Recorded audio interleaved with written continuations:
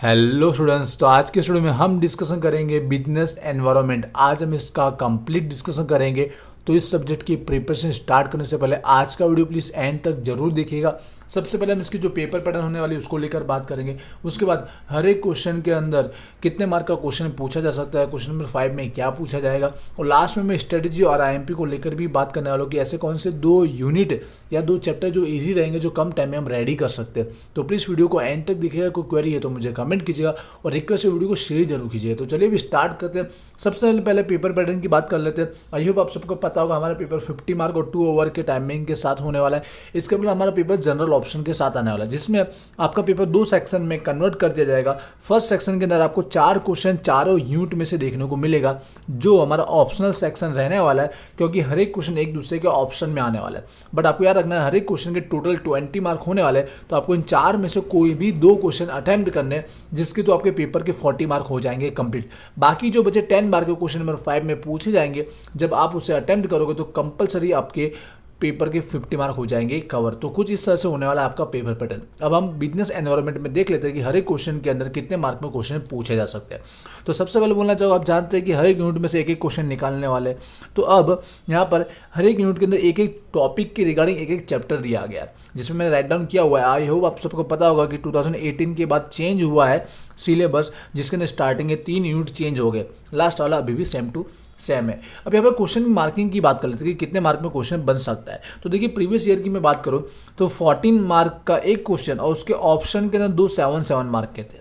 ठीक है, तो अब मेरा जो ओपिनियन है इस एग्जाम में क्या हो सकता है, ऐसे 2 ऑप्शन आप समझ गए होंगे कि हमारे 20 मार्क का एक सेक्शन होता है। तो देखा जाए तो इसको डायरेक्ट 20 मार्क में एक क्वेश्चन पूछ सकता है, एक क्वेश्चन डायरेक्ट 20 मार्क में पूछ सकता है। लेकिन मेरे हिसाब से देखा जाए ज़्यादातर जो होने के चांसेस है कि आपको 2 क्वेश्चन देखने को मिले, क्योंकि एक यूनिट में जो चैप्टर दिया गया उसमें आने वाले टॉपिक या मैटर है बहुत सारे। तो हो सकता है कि 2 क्वेश्चन ही पूछ ले। बट देखा जाए इसे हम इकोनॉमिक की तरह भी देख सकते हैं। तो सेमेस्टर बीकॉम के अंदर 5 की एग्जाम या 1 की एग्जाम के अंदर भी मोस्ट ऑफ 20 मार्क का एक क्वेश्चन इको में पूछा गया है। तो इसकी भी संभावना है, बट ज़्यादातर मेरे हिसाब से देखा जाए आपको 2 क्वेश्चन देखने को मिल सकते हैं। और हर एक क्वेश्चन के अंदर सेम ही रहेगा कि आपको 10 मार्क के 2 क्वेश्चन देखने को मिलेंगे। मतलब एक यूनिट के अंदर 2 क्वेश्चन आपको पूछे जाएंगे और 2 क्वेश्चन जब अटेम्प्ट करोगे तो आपको 20 मार्क हो जाएंगे कवर। मोस्ट ऑफ इसी की चांस है, लेकिन आपको तैयारी 20 के अकॉर्डिंग भी रखनी है। अगर 20 मार्क में पूछे तो भी आप वो यूनिट इजीली उसे अच्छे से अटेम्प्ट कर पाओ। ठीक है, तो स्ट्रेटेजी कुछ इस तरह से आपकी होनी चाहिए। आई होप आपको पेपर के ऊपर के 4 क्वेश्चन को लेकर कंफ्यूजन दूर हो चुका होगा। अब बात कर लेते हैं क्वेश्चन नंबर 5 में क्या पूछा जाएगा। देखिए मैं कहना चाहूँगा यहाँ पर इस सब्जेक्ट में 100% आपको एमसीक्यू देखने को मिलेंगे। आपको इस सब्जेक्ट के अंदर क्वेश्चन 5 में एमसीक्यू देखने को मिलेंगे। मार्किंग आप सबको पता होगा कि एक एमसीक्यू 2 मार्क का होता है, तो आपको एग्जाम में 5 एमसीक्यू अटेम्प्ट या सॉल्व करने रहेंगे। बट आपको याद रखना है आपके एग्जाम में 10 एमसीक्यू अराउंड दिए गए होंगे। 10 में से कोई भी 5 स्टार्टिंग के वो लिखेगा जो आपको पहले आते हैं, जिसके आपके 10 आउट ऑफ 10 हो जाए। इसकी तैयारी पहले कहाँ से करनी, पहले उसकी मैं बात कर लेता हूँ, फिर ऊपर के 4 क्वेश्चन की रिगार्डिंग में बात करने वाला हूँ। तो देखिए आपके बुक के अंदर हर एक यूनिट के अंदर जैसे आपका टॉपिक कंप्लीट होता है, ठीक है, उसमें लास्ट में आपको एमसीक्यू दिए गए हैं। तो सबसे पहले आपको बता दो ये एमसीक्यू जरूर करना है, ये एमसीक्यू आपको करने ही पड़ेंगे। बट ये एमसीक्यू के साथ साथ मैं आपको एक और सजेशन देना चाहूँगा, क्योंकि कई बार ऐसा होता है कि सेम टू सेम एमसीक्यू ना पूछा हो, लेकिन आपको टॉपिक पता होना जरूरी है कि किस टाइप से एमसीक्यू बनते हैं। जैसे एक एग्जाम्पल के रूप में समझाना चाहूँगा कि आपको जैसे कि यहाँ पे बोला गया है कि कोई कैरेक्टरिस्टिक के रिगार्डिंग दिया गया है, कोई लक्षण, इसमें से पहचानो कि नीचे कौन सा लक्षण नहीं है।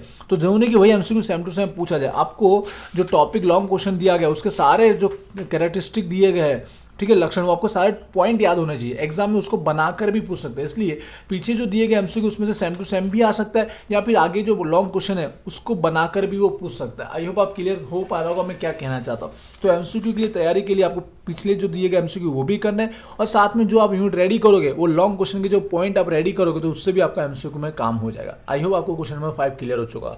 अब हम बात कर लेते हैं ऊपर के 4 क्वेश्चन में से कौन से 2 क्वेश्चन ईजी रहेंगे और आपको उसे अटेम्प्ट करना चाहिए। स्ट्रेटेजी और आईएमपी को लेकर बात कर लेते हैं। तो पहले मैं सबसे पहले बोलना चाहूँगा कि आपको पता चल गया होगा कि हमारे मार्किंग किस तरह से, तो आपको मार्किंग के अकॉर्डिंग स्टडी करनी चाहिए।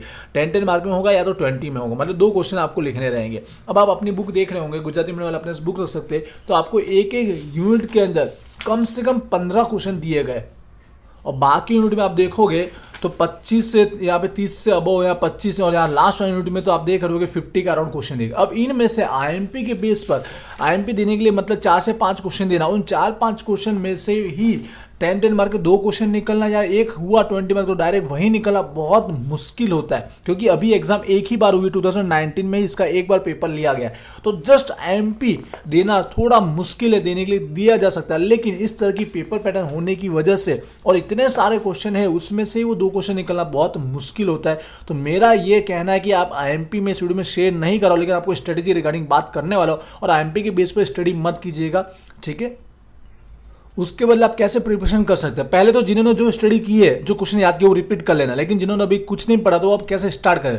तो मेरा स्ट्रेटेजी ऐसा है कि कोई एक यूनिट वो भी बताना पूरा कर लीजिए, पूरा मतलब 90% उसको तैयार कर लीजिए, जिससे आपके 10 के पूछे तो भी और 20 का एक पूछे तो भी आप उसे 20 आप अचीव कर लोगे। दूसरा, अब ये 10 मार्क के एमसीक्यू पे फोकस करोगे। और दूसरा यूनिट एक और मैं बताऊंगा कि उसमें स्टडी कैसे करनी चाहिए आपको, उसमें 50% क्वेश्चन पढ़ लीजिए, ठीक है। 50% टॉपिक है वो आप पढ़ लीजिए, जिससे क्या रहेगा, एक क्वेश्चन तो आपको मिल ही जाएगा और दूसरा क्वेश्चन आप लिखने के लिए रेडी हो जाओगे, क्योंकि 50% का टॉपिक के बारे में आपको पता है, तो दूसरा क्वेश्चन आप अटेम्प्ट कर ही लोगे, उसके भी मार्क मिलने वाले हैं। तो इस तरह से बेस्ट आप पेपर लिख सकते हो। देखिए, पहला कौन सा एक यूनिट जो पूरा कर लेना चाहिए ज़्यादातर, तो मेरा आप देखते समझ जा रहे होंगे कि 4 यूनिट में से सबसे कम क्वेश्चन और थोड़ा इजी भी है याद करने में, वो है यूनिट नंबर 1। तो मेरा जो कहना है, कंपलसरी सब स्टूडेंट्स को, चाहे पहले से तैयारी की हो या अभी स्टार्ट करो, फर्स्ट आप क्वेश्चन नंबर 1 अच्छे से रेडी कर लेना है। उसमें टॉपिक थोड़े कम है, जैसे कि आप देखोगे पहला एनालिसिस के रिगार्डिंग पढ़ लेना, आपको फॉरकास्टिंग के रिगार्डिंग पढ़ लेना, और स्टार्टिंग के जो आप टाइप्स दिख रहे हैं वो पढ़ लेना। आईएमपी नहीं बता रहा, जैसे मैं बोल रहा हूँ इसमें टॉपिक थोड़े कम है,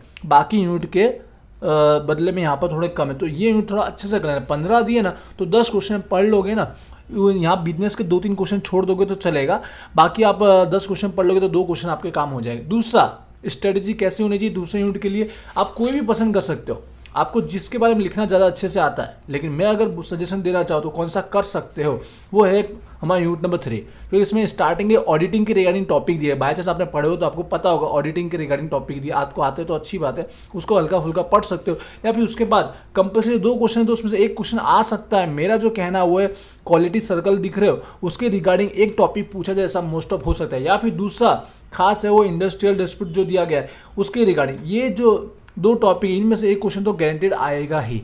तो सेकंड यूनिट आपको अगर करना है मेरे सजेशन के अकॉर्डिंग तो यूनिट नंबर 3 कर सकते हो।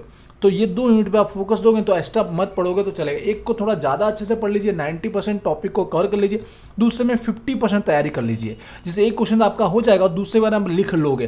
तो इतना लॉन्ग है यूनिट, हर एक यूनिट, तो आपकी तैयारी 2-3 दिन में बहुत मुश्किल से हो पाएगी और आप आईएमपी के बेस पर नहीं जा सकते हो। तो आई होप आप समझ पा रहे हो कि मैं कहना क्या चाहता हूँ।